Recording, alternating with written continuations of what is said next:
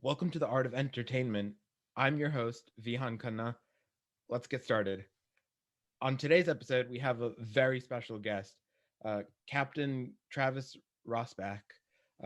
You may know him as the creator and founder of the Hydro Flask, but he's done a lot of great things in his life. He's a world traveler, entrepreneur, U.S. merchant marine boat captain, yoga instructor, and he's just done a lot of great things. I mean, would you like to introduce yourself? Well, that was really good, Vihan. Thank you. Yeah, that's me in a nutshell. I love to travel and love to start businesses and love to do all kinds of exciting adventures. That's really great.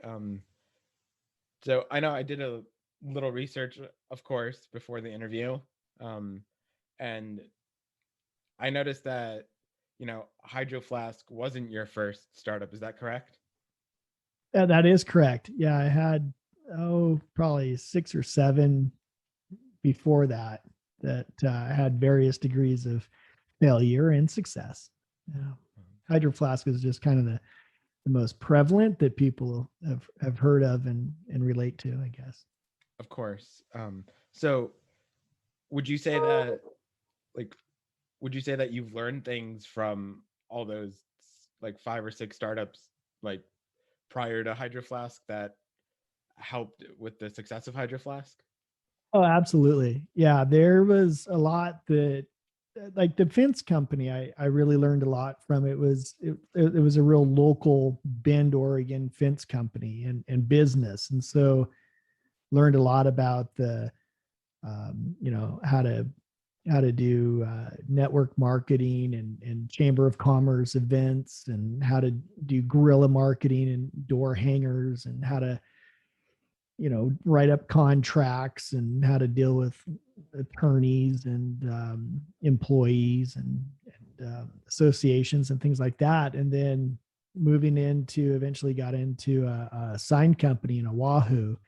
And with that, started learning more about like the graphics side of things. And so like Photoshop and Illustrator and InDesign and what all of that even meant, and a little bit about how it worked, but the capabilities and opportunities that each of those things had, and how to print, banners, and how to print brochures and business cards and things that were all relevant sort of pre 2020.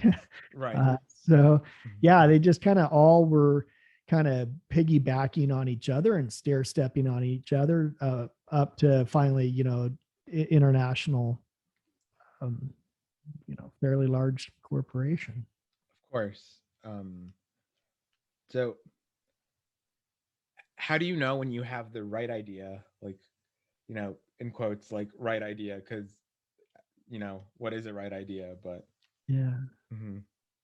Well, I have, it just comes to the back of my head. I found out, I think it's like last week, I learned the word cerebellum. It just comes right into the back of my head. And it's like, you are now a boat captain. Okay, I'm going to go become a boat captain now. And a lot of hard work later, I was a boat captain. And then it came in through the cerebellum that I was a airline pilot. So went out and became an airline pilot. Same thing with like the printing world. Is just like, I don't know what it is. It's just, it comes in that I now own a printing company. And all of a sudden I figure out that we now own a printing company. And I think that there are probably quite a few ideas that come through that are probably the right idea. And I don't have time to listen to all of them, but it's just a matter of like figuring out like which ones am I going to have the most passion for.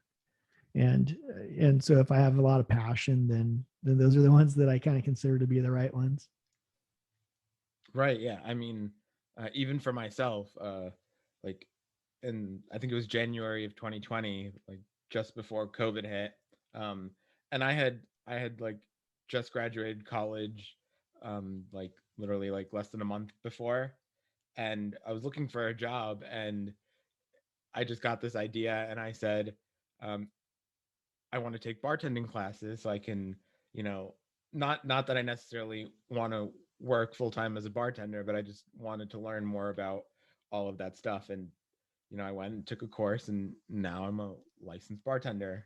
Oh, that's awesome. And bartending, that's awesome. I actually checked into taking a bartending class up in Portland back when I was a pilot and September 11 happened.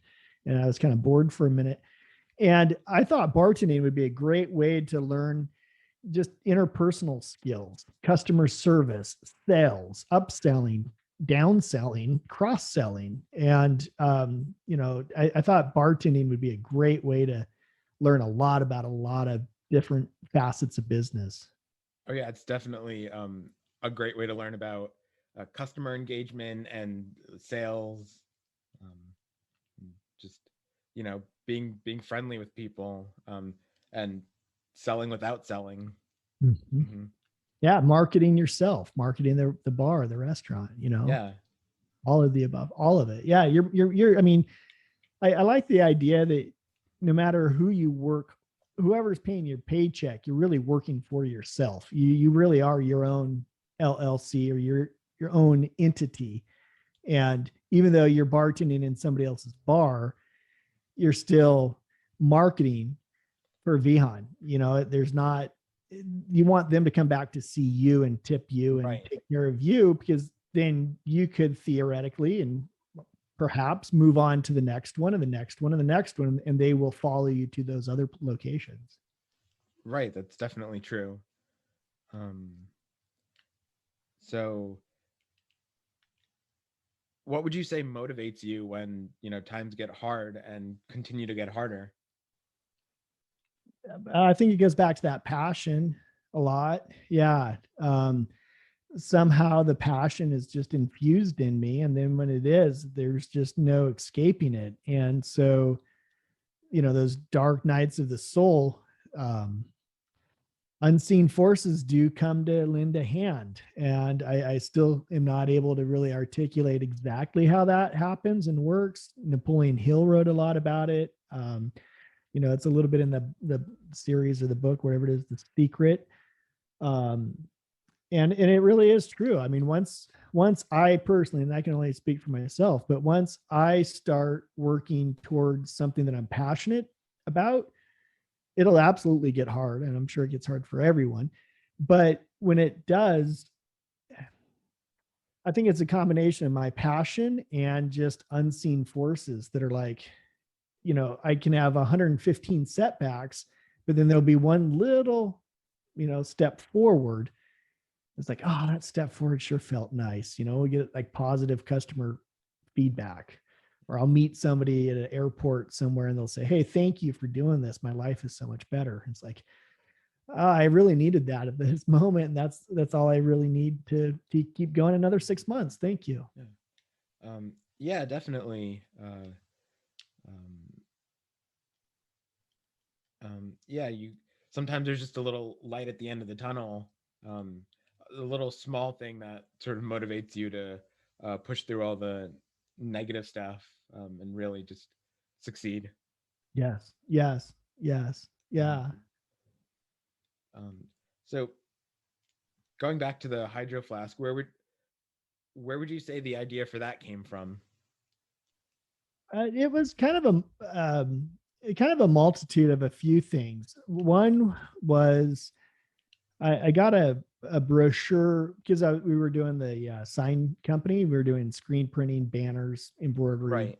things like that, neon light, things like that. So I got some sort of catalog that said, there was like a one-off bottle screen printer for aluminum bottles. And I was like, huh, that's interesting. Water bottles. I never really thought about water bottles as being a product before. But now all of a sudden we could theoretically screen print on them.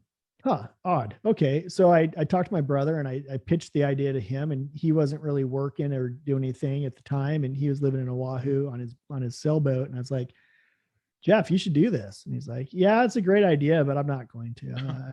I got stuff to do. Like, okay, well, never mind. So I just completely shelved it. And then I was at one day I was just delivering stuff in Waikiki, Honolulu area, and I got thirsty. and went into the sporting goods store to buy a water bottle. And when I lived in Bend before, I worked at it's called Red Point Climber Supply, and it's rock climbing gear and stuff like that. And we used to drink out of these plastic bottles that started with an N. So I walked into this Honolulu sporting goods store and said, "Hey, I'd like to get an Nalgene water bottle." And they said, "Ooh, well," and they led me back to the shelf in the wall. There was this huge wall that used to have Nalgene water bottles, as far as you can see, and there was only like 3 left. Wow. Like, "Hey, what happened?" And the guy says, "Well, there's this stuff called BPA. We're not even really sure what it is or what's anything about it, but the owners are from France and they're taking preliminary precautions and decided to pull all the bottles." So I was like, "Well, who's going to fill up this shelf? This wall?" And he's like, "Nobody. There's nobody else doing this." And again, it just came into my cerebellum area and it came out, I'll do that. And as soon as I'd said that, he laughed at me. But in between me saying that I'll do that and him laughing, I saw the future. I saw like 10 years down the line or so, and I was standing on stage and I was talking about this water bottle company. It's like, whoa, this is a trip. Must be what I'm, this must be my plus. This is why I'm here, right? Right. And so then I went back to the sign company and I asked the employees, I said, "Hey, what's the coolest water bottle on the market?" And they told me this aluminum one. And so I bought it, and it was kind of cool because it felt cool, but it was aluminum, so it didn't keep anything hot or cold. It dented easily, and it also had BPA in it. And they were lying about it. So that was out. The next one I found was a single wall stainless steel, and it was just kind of dumb. It wasn't ergonomically or hydronomically. I don't even know if that's a word. I don't know, but it would spill, it'd dribble all in my shirt and stuff. And it was just dumb. And it wouldn't stay hot or cold if you put tea or ice cubes in it. And so then it was like, all right, I guess it really is time. If there's only 2 competitors on the market and they're both kind of silly, let's just give this a go and see what happens. So we did. So you really sort of looked at what was out there and noticed like the positive aspects and the negative aspects, and maybe thought about some things that some of these products out there were missing to really create sort of what in your vision was the perfect water bottle. Totally. Yeah. And it was for what I wanted for myself. Like I was going out surfing, and so I'd put the bottle on the beach and I'd put it in the towel. So, it's like the greatest lockbox in the world is a towel on the beach, right? Nobody knows your keys or your wallet, your bottles in there. They'd walk right past it. So I put my water bottle in it and I go out surf. I come back and I'd pick up the water and it'd be too hot to drink. And I think, well, now this is dumb because I got to dump it out and go to the drinking fountain, get water, which I'm not real wild about drinking fountain water at a public beach, on an island to boot. And so I was like, this isn't cool. What would be better? And my grandpa had an old school thermos that had glass on the inside and metal on the outside. And you had to be real careful not to drop it because it'd break your toes and it'd break, glass would break, and it was super expensive, and he was really precious with it. But I thought, well, why can't we just do like a thermal type bottle, but instead of doing glass, just do stainless steel on the inside? And so then started down that path, and I literally drove around all over Oahu buying every juice bottle, every beer bottle, every pop bottle, every water bottle, everything I could find with different mouth openings and sizes and different ounces, and just kind of using every single bottle I could find to see, okay, how long does it last? Like throughout the day, how much am I drinking water out of it? How big is the mouth size? Is it too big? Is it too small? And got the calipers out and measured them all and came up with some dimensions that I thought would would be pretty cool. Yeah, I think it really sounds like, you weren't making the Hydro Flask to chase the money. You were making it to like fill a need that you had, like maybe sort of a gap in the market that you saw, and also a personal need that you had. And I think that's really where the best, product ideas come from, when it's, right from your heart, like something that you need and something that you would use. Um, this is purely speculation, but I'm assuming that when you first started it, you weren't expecting, oh, like this water bottle that I'm creating is going to be like $1 billion brand. You just said it's something that I need, and it's probably something that a lot of people that I know could use, and you just kind of start from there. You're right. Yeah, it was kind of one of those like, um I definitely wasn't doing it for the money. There was no $1 billion brand. Well, I kind of take that back even. I did have this like knowing or this vision that it was going to be like the best in the world. And that was every step of the way we were building the very best water bottle on the planet, period. And in fact, we weren't even building the best water bottle on the planet. We were building the best hydro flask on the planet. And that's really what, from day zero, we started out with, is this is going to be the best of the best of the best. So I had that like knowing, but I never equated that to dollars. Like I never thought, oh, I'm going to retire in 4 years and be done for life. Like that was never my thought. It was, in 4 years, we're going to have the best water bottle, or excuse me, hydro flask, which is fairly synonymous, on the planet, period. That's it. And so every single step of the way, we just all collectively kept that in mind, that we were building the best hydro flask on the planet, period. And then it just came to manifestation. We manifested it. Yeah, I think um, when you really strive to create the best product, um, the money follows. But if you're really looking into the money, like how do I make more money, you start cutting corners, and then it's not as great of a product anymore, because you're trying to reduce costs to uh, increase profits, and then you're compromising quality, and not as many people want to buy your product.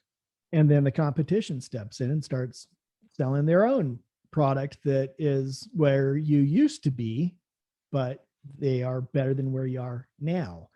And Hydro Flask saw that for a minute when, after I exited, they cut out a lot of accounts, and a lot of people got upset that they couldn't buy their Hydro Flasks anymore. And so they went out and they started their own water bottle companies. And a lot of very successful water bottle companies started when Hydro Flask sort of narrowed their market. Yeah. Yeah, I've definitely seen, like, definitely, at least over the last couple of years, or maybe even the last decade, I've seen a lot of, different types of great water bottles that are out there. You know, or like hydro flasks, all for different uses. So you have sometimes, like, even me myself, like, I'll own several different ones because they're good for different uses. Um, Now, is it correct that you sort of started the company with like $11,000? Was it? Yeah. Yeah. Yeah. About that. Yeah. To get the samples, we had enough money to buy the samples and to get some of the tooling going. We just sold the sign company, and we're okay successful with that. It was a fairly okay exit, but we quickly ran out of that money. And we had ordered 3,000, and and then yeah, we ran out of cash. And so we just had an estate sale. Like we sold every single thing we owned. We sold the cutlery, we sold clothes and Wow. furniture and everything. And my partner grabbed a bag, and I had a bag, and there was two of us and two bags and 3,000 bottles. And we showed up at my mom's house and put them in her shed. And yeah, we had about 11 grand that we started out with, and then just started bootstrapping off of those 3,000 bottles. So at the time when I mean, Okay, you know, you sold, like, the company was sold for, I believe, was it $210 million? Yes, yeah. Yes. And so compared to that, 11,000 like sounds like small change, but at the It time you started, 11,000 was was probably like so a much lot for money. you, right? You were probably a Uh, little like terrified if the project goes south, you lose everything. yeah. Oh yeah, yeah. Because it wasn't like, oh, if it all goes south, we just, go back to doing what we're doing. No, there was no boat. Like we Right. could not get back on that bridge and head back to where we were because there was nothing left. We would have had to, I, I don't know. There were no other options. Right, because you sold the sign company. Yeah. Yeah. All that was gone. We gave up our rental house and we sold all the furniture, like literally just owned a bag full of clothes. And that was it. And well, and 3,000 bottles. Right. Yeah. That's amazing. That's like true dedication. Mhm. Yeah. Going all in. Well, the math was, water bottles, even to this day, they cost about, five or six, $4 to $6 is about how much a water bottle costs from the factory. And so we're like, well, worst case scenario, we paid $5 each. We could even just sell them for $10 each and we'd double our money and we could, use that money to take off and go do something else. But that wasn't like what we kept in the front of our minds. It was always like the plan Z was that, if we got to buy food, well, at least we know we can sell. At least we have a tangible, we have a Right. hard physical product that we could barter. And there were a lot of times where I would barter bottles for food or for cash just to fill up the truck to get home or whatever it was. Mhm. So being where you are now, if you could go back to, when you started the company and you could like tell that younger you um some piece of advice, is there something Yeah. that you would want to say? Whew.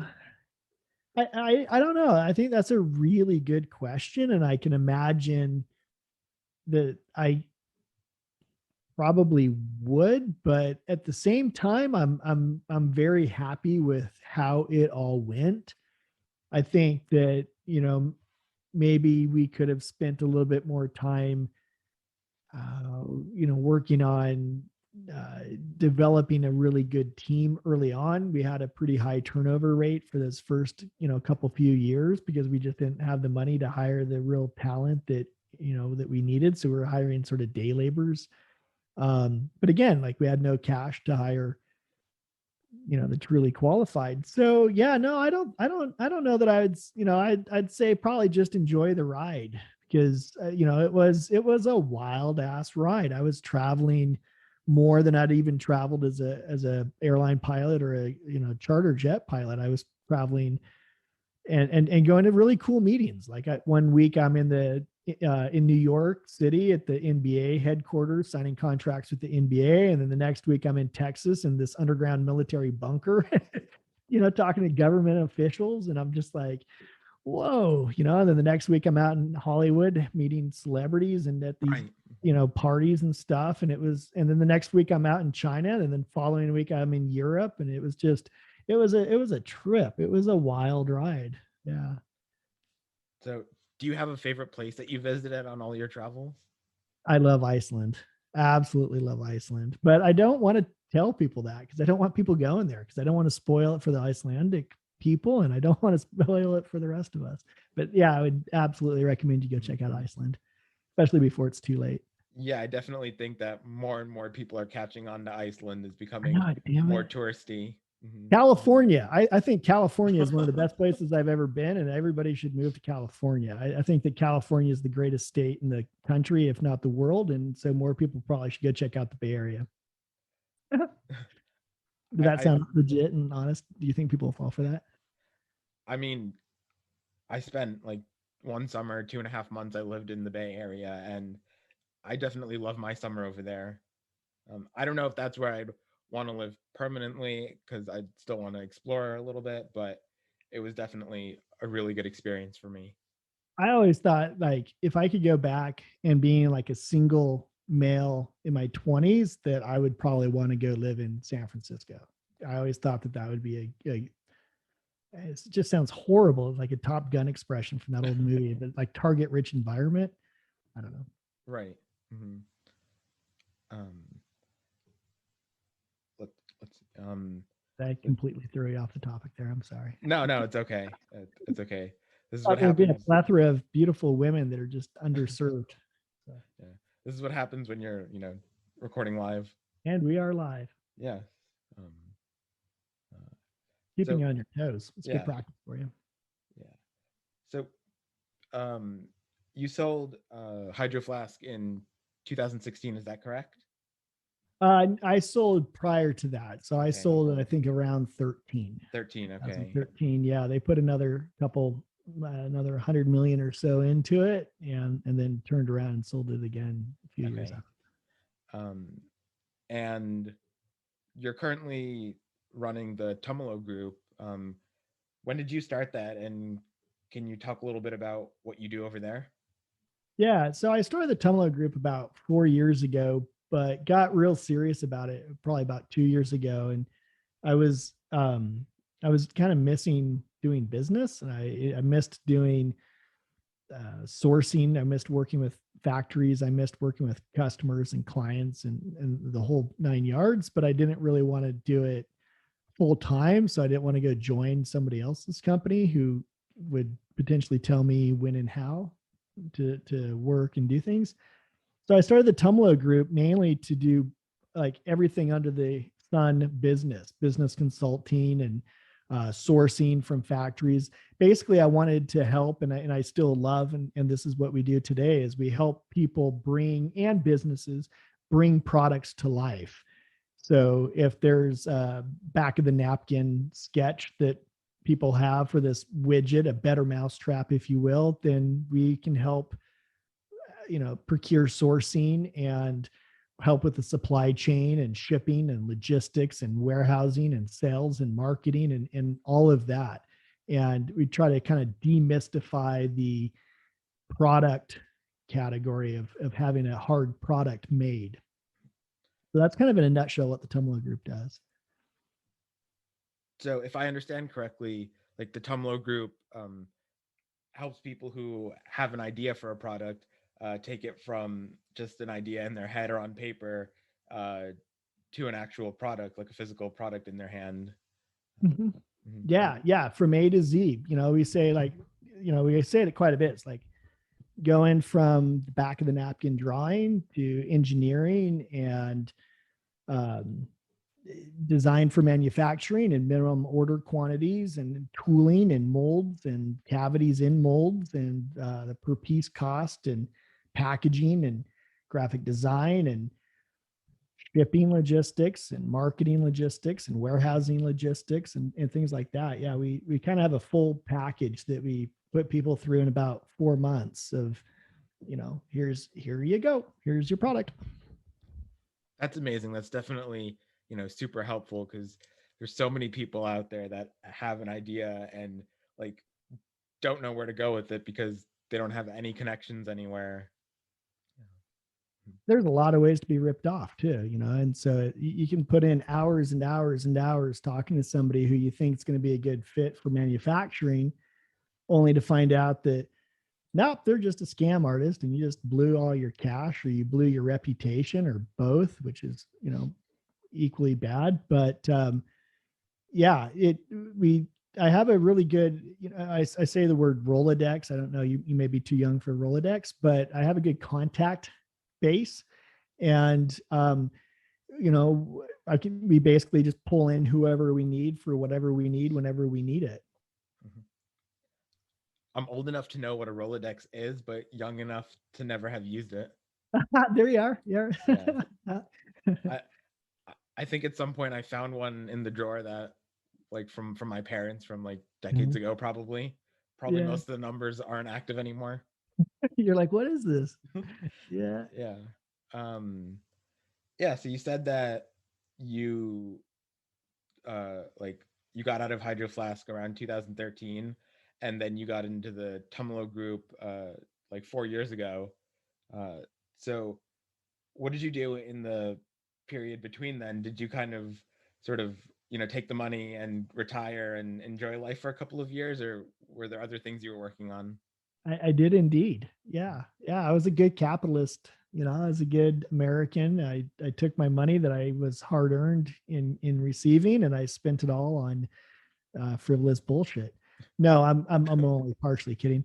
I did though. Yeah, I took a lot of it and invested long term. I bought a house that was a long term investment, and then started to remodel it over and over and over again. But I did buy the big truck and the motorcycles and the trailer and trips to Iceland and things like that. But then I realized, like, I didn't want that. That wasn't making me any more happy than I was before. And so sold all of it, like literally all of it. I got divorced from my wife at the time, my first wife, and bought a motorhome and just paddle boarded and did yoga and just traveled throughout the country doing yoga and paddle boarding and going to yoga festivals and um, paddleboarding like crazy. And then I kind of got to the point where I was like, nah, I need a little bit more direction in life. And so I came home to Oregon and ended up buying a bunch of property and learned how to use a chainsaw, and then started learning about how to be it's called silver culture. It's really interesting. It's how to like raise a proper forest, like a healthy forest, taking out what you don't need and putting in what you do need into a healthy, vibrant forest. So I started studying that, and I just had all kinds of fun. I still do. I use my chainsaw probably 2-3 times a week cutting trees, but the phone kept ringing, the proverbial phone, the Instagram, the email messages kept coming in, and people are like, no, seriously, you need to help me with what I'm doing. Please help. And so I was like, all right, I guess I'll spend a few more days in the office, doing that. And that's kind of how the Tumelo Group came about. And now I'm doing it, about 5 days a week, probably more than I would like, but I have so much fun doing it that I just can't stop either. So That's amazing. Yeah, to be able to do something that you really love. I enjoy waking up. It's so cool. Yeah, yeah. Then your work, then it doesn't feel like work, right? Totally. Yeah, Totally. Yeah. yeah. And you said you got really into yoga. You actually became a yoga instructor. Is that correct? I did. Yeah, I had it was interesting. I went through what some call like a Kundalini awakening or a spiritual crisis, or an awakening. Like there's a lot of different names for it, but I sort of had this knockdown. I was never into any dogmatic religion. I'm still not. I didn't really know anything about anything when it came to the philosophy of yoga or the practice of yoga, and had this sort of Kundalini awakening and learned what Kundalini was as a result, and ended up just like magically in Sedona, Arizona, at one of the top esoteric yoga training centers on the planet, and taken a Kundalini teacher training, and then got done with that and did a Hatha teacher training, and came back and did some Reiki training and things like that. I don't actually teach yoga, and if I did, it wouldn't be the asana. It wouldn't be the like look hot in spandex. Yoga, I do more of the esoteric philosophy type stuff, but I haven't really got around to that just yet. But it's something good to keep in your back pocket. I'm sure just what you learned, even though you're not like actively teaching other people, I'm sure it probably had some sort of impact on the way your life is now. And your Totally radically changed my life. Absolutely. Yeah. I mean, I went from pre yoga to post yoga, and there's a marked difference. Yeah. Mhm. So as a as a world explorer, because I know you like to travel a lot. I know you said that Iceland is probably the favorite place that you visited. Do you have um, like maybe like a weirdest place that you've visited? Kind of like, you know, um, Ooh. Oh, I remember kind of a weird scenario. One time I was in Nairobi, and I was walking along, and it was getting dark, and I was like, oh, I gotta realize, like, I'm by myself. I don't know where I am. I don't know where I'm going. I gotta end up getting back to, I think I was head back to the airport. And I was walking along, and there was like a gap in the sidewalk, and I luckily I was, looking alive, paying attention, and I didn't fall in it. But inside of it was this massive dead rat. It looked like the size of a cat. It was just huge. Wow. And all of a sudden, I was like, oh, I'm not in Kansas anymore. Like, this is a totally different, like, I was in my own little world. I was just bebopping along, getting food, meeting people, hanging out, doing whatever. And then all of a sudden I saw this big dead rat. Like, we don't get that in Bend, Oregon. And I just like zoomed out of my body. I had this like real out of body experience where I could like watch myself walking on this sidewalk, and it like took over and got me to the bus stop, and ended up figuring out where the bus was going. I'm on the bus, and once I sat down the bus, I was like, okay, I think I'm headed towards the airport. I think I'm okay. But that was a really strange trip. I don't know what happened there, but I literally just left my body. And we got to like a stoplight or a stop sign, and it was a stoplight, looked over, and there was a man sitting on the ground naked.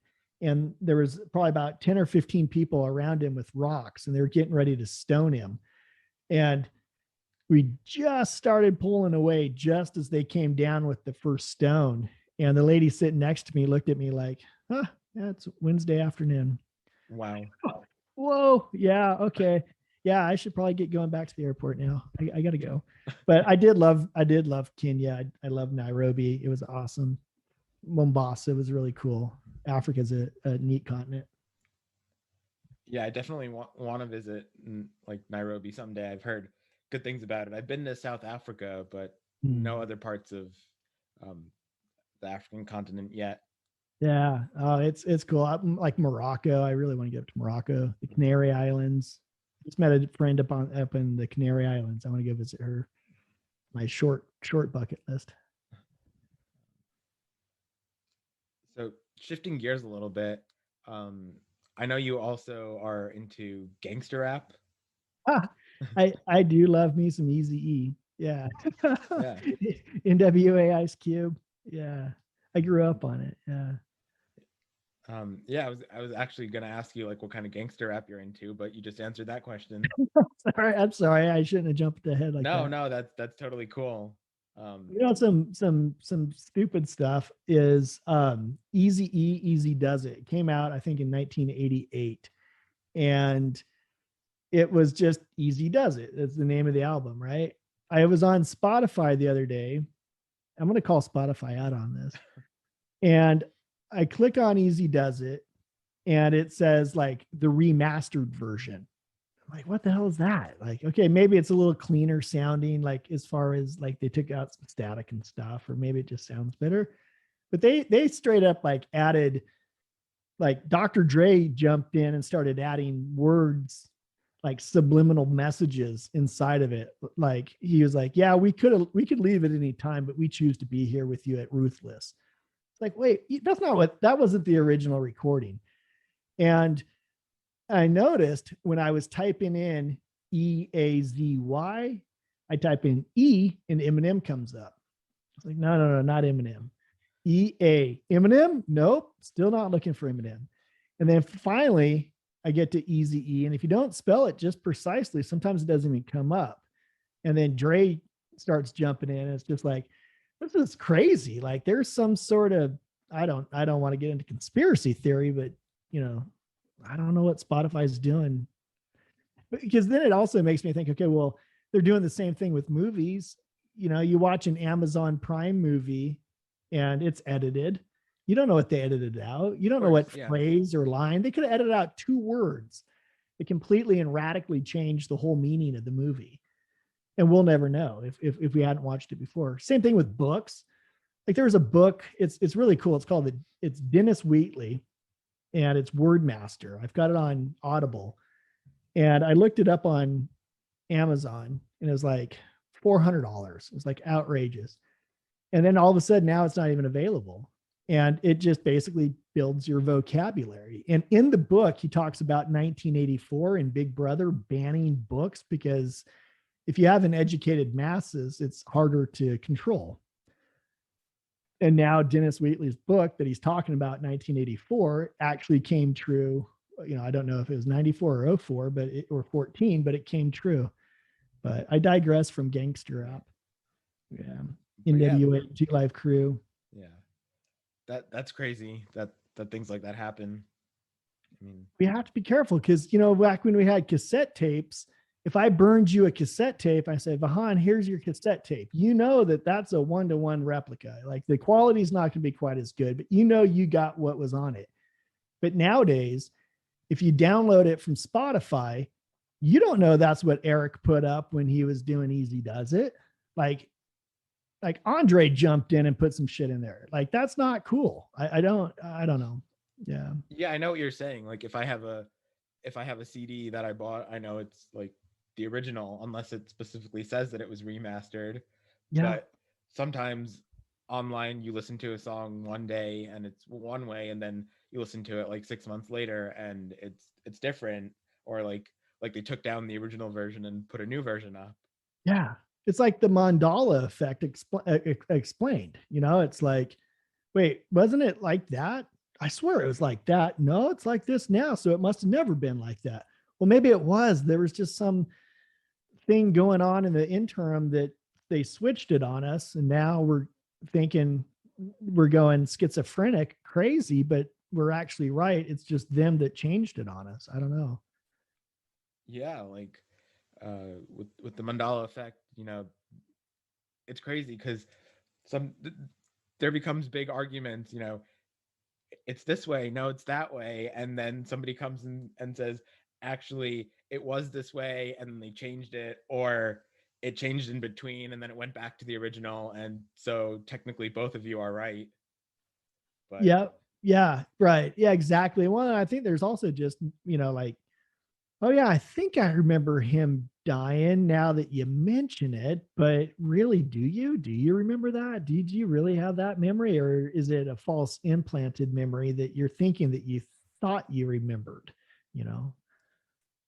right, I mean, another thing, like, I know we're getting way off topic here, which is okay because that's really cool when things like that happen, but you know, another thing about like psychology that's really interesting that I sort of learned a few years ago is that you can like take a situation that happened, some sort of story, and you can change the elements ever so slightly, and you might retell that fake version so many times that you forget the original version and really believe that, you know, this made up version is what actually happened.